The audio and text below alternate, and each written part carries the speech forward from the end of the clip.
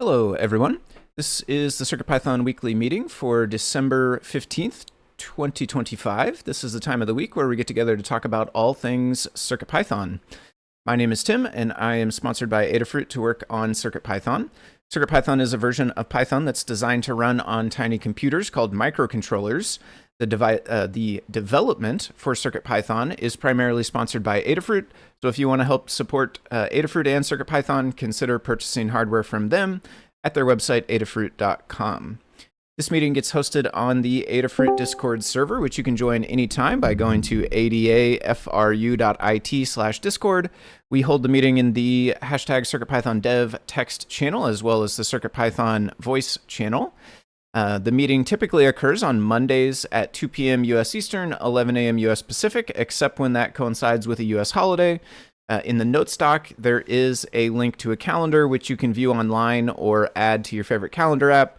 And in that calendar, it has the schedule for the upcoming meetings. So you can check that calendar out if you would like to know whether a meeting will happen on a certain day or not. Another thing you can do if you would like to be kept up on when the meetings are happening and when they might be delayed or canceled is ask to be added to the CircuitPythonistas role on Discord, the same role that you need in order to speak during the meeting. We will send out pings to that role when there are changes to the upcoming meetings day or time. And I have a note down at the bottom to mention it, but since we are talking about changes to the schedule, I will also mention right here, next week we do have a meeting at the normal time on Monday, but the following week we are taking off. So yes, meeting for next week, but no meeting the following week, and then we'll be back for the one after that in January, I believe. There is a shared notes document that accompanies the meeting and recording. You can access that with the pinned messages in the CircuitPython dev channel in Discord. The final notes document will include timestamps, so you can go along with the video and skip around to view the parts that interest you most. That video gets uploaded to YouTube as well as other major podcast services. Let's see here. Lost my spot. After the meeting, we'll post a link to the next meeting's notes document. So you can also fill in your notes throughout the week. You don't have to wait until Monday if you don't want. You can fill in hug reports and status updates throughout the week. Usually within an hour or two after the meeting, there will be a new notes doc that gets put in the Discord, and they ping CircuitPythonistas, and then that gets pinned. So you can find it there in the pinned messages throughout the week. The meeting does get held in 5 parts. We'll talk about community news, a quick look at all things CircuitPython and Python on hardware in the community. That one is a chosen set of items from the Python on Hardware newsletter. Then we will look at the state of CircuitPython, the libraries, and Blinka. That one is quantitative overview of the entire project. We'll have a chance to look at some of the stats from across the project. Then we will get into hug reports. That's the first of our 2 round robins. During hug reports, we'll go around the room and give everyone a chance to highlight the good things that folks are doing. You can take a moment when it's your turn to recognize people in and out of the community for things that you thought were cool. The 4th part is another round robin, status updates. That one is an opportunity to report on what you've been up to. This is separate from the stats. This is more sort of a personal look at what you've been doing for the past week and what you'll be up to over the next week until the next meeting. This is also a good time if you are working on someone and someone has tips or tricks or something like that, quick stuff like that, they can throw them in here. After status updates, we do have In the Weeds, which is an opportunity for more long-form discussion. So if there are more discussion or question or back and forth that come out of status updates, we can move that to In the Weeds if we need. We can also load up topics beforehand. So if you know you have a topic that you would like to discuss and get feedback on, and it's more of a thing where it's two-way rather than just you saying, hey, I'm working on this, you want to actually ask questions or discuss some technical details or something, In the Weeds is the perfect spot for that. If you do have a topic like that, go ahead and put it in the notes doc down in the Weeds section whenever you think of it. And then when we get to that point in the meeting, I will call on you and you can kick it off and we will discuss it. And then, we'll wrap it up after that. So first we will get to the community news. Let me scroll correctly and get a timestamp here. Here we go. that. All right, community news. All of these items and many more are available in the weekly Python for Microcontrollers newsletter. I will tell you a bit more about it at the conclusion of the actual items, but the items that caught my eye this week were MicroPython version 1.27 was released. MicroPython version 1.27 has been released. It contains a wealth of upgrades, release notes, and downloads. Those are supposed to be linked, and it looks like I didn't copy the link correctly, but I do have a quote here, which I presume came from the release notes. So I'll read to you what was posted on the MicroPython release notes. So this release of MicroPython adds support for ESP32C5 and ESP32P4 microcontrollers. The P4 can work either as a standalone or a general, can work either standalone as a general purpose processor or with an external wireless coprocessor. Currently either an ESP32C5 or an ESP32C6 for those coprocessors, I believe that means. Board profiles are provided for all three of these configurations, as well as the ESP32C5, the new device. Support for the low power and high performance STM32U5XX series is also added in this release, supporting USB, ADC, DAC, UART, I2C, SPI, and RTC, with a board profile for the Nucleo U5A5ZJ-Q. Rigorous and ongoing hardware-based testing is an important part of MicroPython, and with the increasing number of supported hardware platforms, along with a growing test suite, it's important to make sure tests run smoothly and as automatedly as possible. Next up, we have Boston College Student Technology Showcase demonstrates Python projects. The Boston College Student Technology Showcase was held on Friday, December 5th. Students made a variety of projects, many using CircuitPython on a variety of hardware devices. There is a picture in the newsletter that depicts a Circuit Playground Bluefruit axe, like a pickaxe from Minecraft to mine a diamond block and reveal some neopixels inside, which looks really cool. So check out the link to Blue Sky for that project, as well as many of the other great projects that came out of Professor G's class over in Boston. Next up was a tide and moon clock. There's no text really associated with this one. There's a link to Instructables if you want to check out the project, but I was really struck by the picture of the finished thing. It's this nice e-ink display with a golden sort of cover on it in a box. So I thought this was a really cool project, a really cool use of e-ink to show some relevant information. It shows the stage of the moon, as well as some tides information from like local to wherever the person who made it is. So I thought it was a really cool example of kind of like a finished sort of project that gives you useful information, a nice IoT project. So check that out if you would like. Instructables link is there. Finally, from the newsletter, we have MicroPython LVGL video. This is a link over to YouTube, a video about MicroPython LVGL. Let's improve LVGL with custom widgets. So this video walks through designing and using custom widgets inside of LVGL. And this one caught my eye in the newsletter this week. I've seen a few videos by this author on YouTube, this microcontroller channel on YouTube. So really good stuff that I've seen from them in the past. And I am excited to check out this LVGL one as well.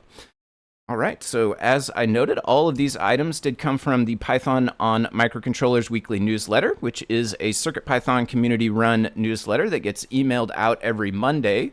The complete archives are available at Adafruit, AdafruitDaily.com. Yeah, that's what I was thinking. AdafruitDaily.com. The newsletter highlights the latest Python on hardware-related news from around the web, including CircuitPython, Python, and MicroPython developments.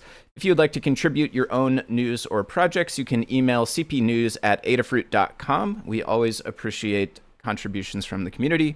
And Hug Report, as always, thanks to Anne for putting together those newsletters for us to read each week. Next up, we will get into the state of CircuitPython, the libraries, and Blinka. This section gives us a quantitative overview of the entire project. We'll look at the health of the project separate from our status updates. We will talk about the overall stats first, and then the core and the libraries and Blinka afterwards. First up, I will give you the stats for overall this week. We had, across the whole project, 24 pull requests merged with 12 different authors, which is really cool to see. That seems like quite a bit for both, honestly, pull requests and authors.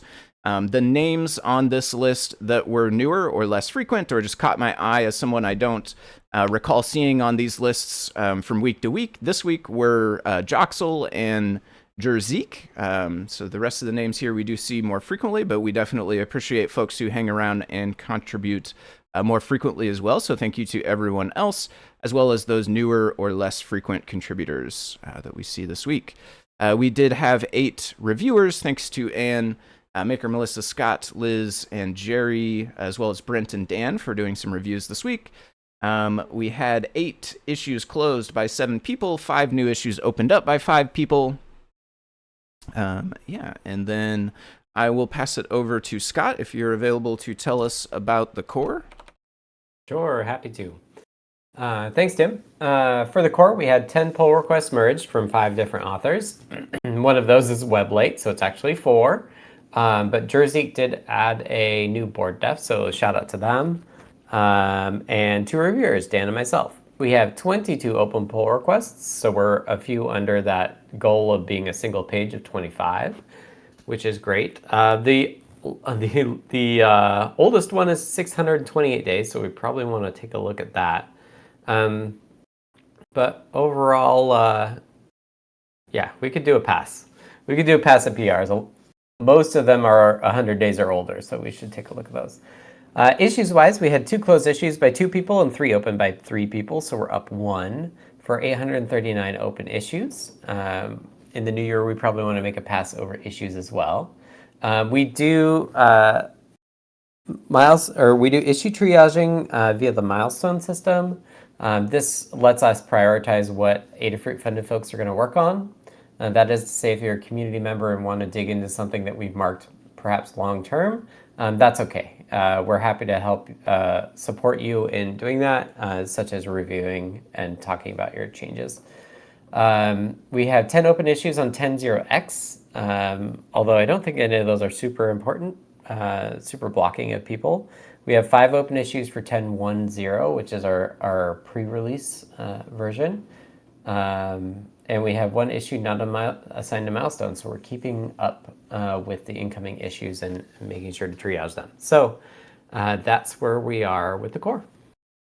All right, thanks, Scott. Next up, I will tell you about the libraries.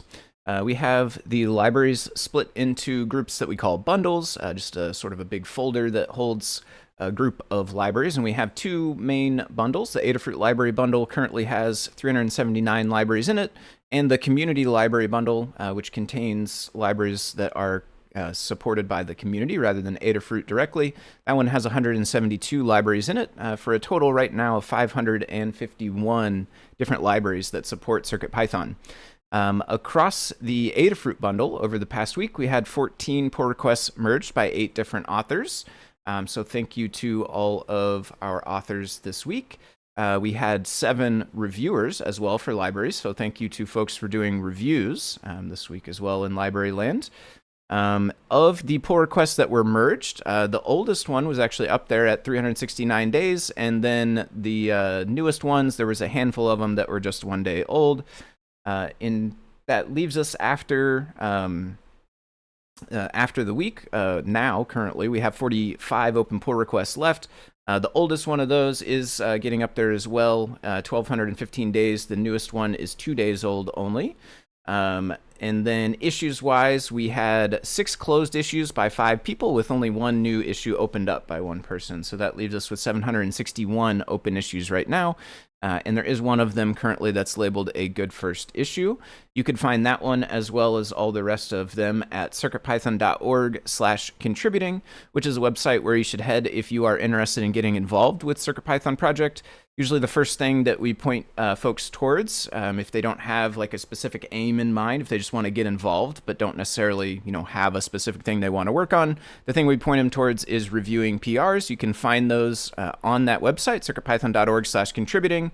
You'll see a list of open PRs. These are links to GitHub and they are waiting for a person to review a proposed change. And so you can do that if you would like. You just need to go through that list, find something that's interesting to you or that you've got the hardware for, click through to GitHub, take a look at what changes are proposed inside that PR. You can leave comments there on GitHub letting us know, what you found when you look over the code. You can look for things like syntax, spelling, logic, all of that sort of stuff, and leave comments letting us know if there is anything you think should be changed, or if it looks all good to you. You can put that in a comment as well.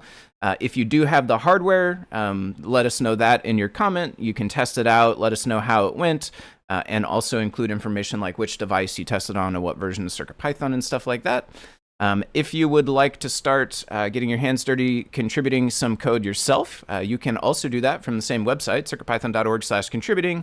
Along the top, there's some navigation links. If you click over to issues, it will take you to a page that looks very similar. It's a big list of links that go over to GitHub, but these ones represent issues. They don't have a proposed change yet. They're waiting for a person who is interested enough to come along and actually work on the change, and that could be you if you would like.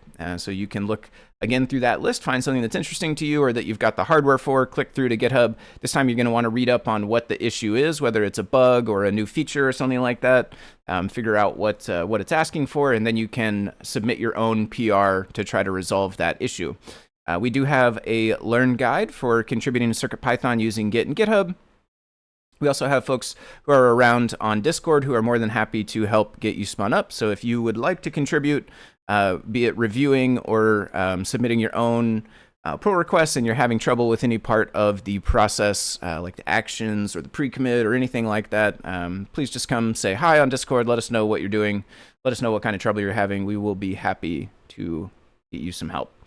There is, let's see, a list of library updates in the last 7 days that are linked here in the notes doc. None of them are community libraries, so I'll let you read those from the notes if you would like. And then I will next up give you stats for Blinka. So Blinka is the compatibility layer that allows CircuitPython code to run on Raspberry Pi and other single board computers, as well as some MicroPython devices.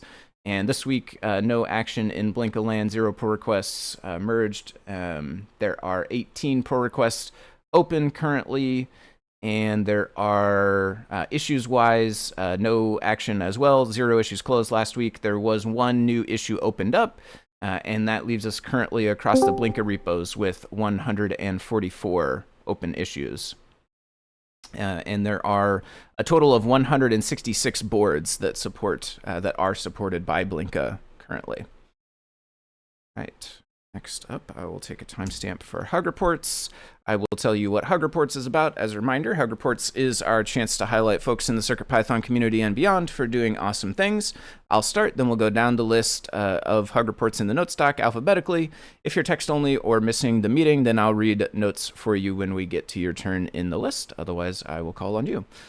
So I will take the first timestamp and get it kicked off. I have a Hug Report this week thanks to Dan for reviewing a handful of my PRs in display text.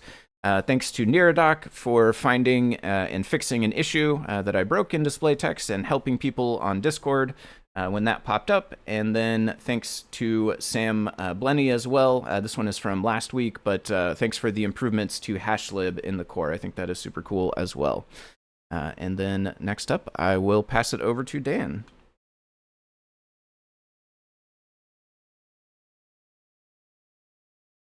I do not hear you if you are speaking, Dan.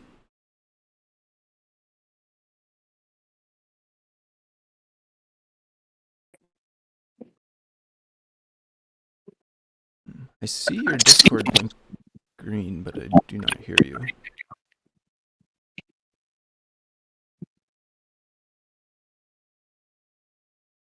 Okay.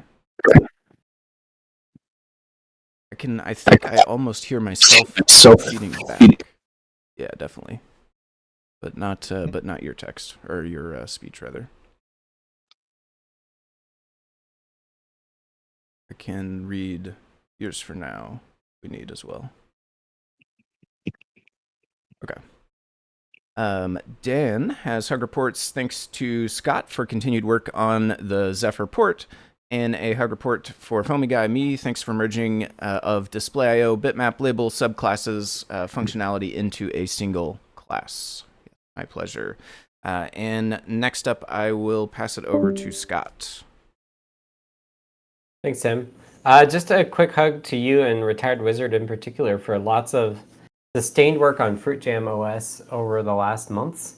Thinking about, as I came back from leave, that was kind of like one of the bigger things that I wanted to work on that I just handed off to you, and you all did a great job. So I'm thankful for that. Yeah, thank you. It's been a lot of fun to work on, and definitely I second your hug for Retired Wizard as well. They've done a huge amount of work as well. All right, so next up we've got status updates. Status updates is our time to tell folks what we've been up to individually. And again, it's another round robin, so I will kick it off, and then we'll go through the list as they appear in the notes doc. When I call on you, take a minute to tell us what you have been doing for the last week or what you'll be up to over the next week. And if any discussions become too long, we can always bump those down to In the Weeds and get some longer back and forth going if needed. So I will kick it off again. For me, I have been fixing a couple of issues that shook out from the bitmap label changes last week. And so I've been finding and fixing those.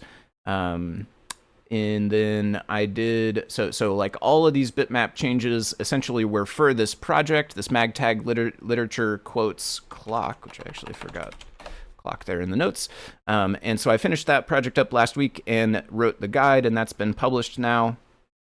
So that's cool to see all those changes in bitmap label, getting used on a thing very specifically like that. It's always nice to unlock a new sort of functionality and have a project for it right away. So that's cool.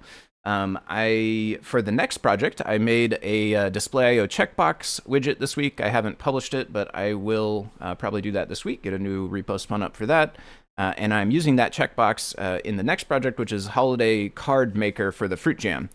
This allows you to input some text for the front as well as some text for the inside, and then you can choose an image for the front. You can either make a snowflake by clicking points on the screen and then using X and Y mirroring to sort of cut out shapes from your white snowflake paper, so to speak.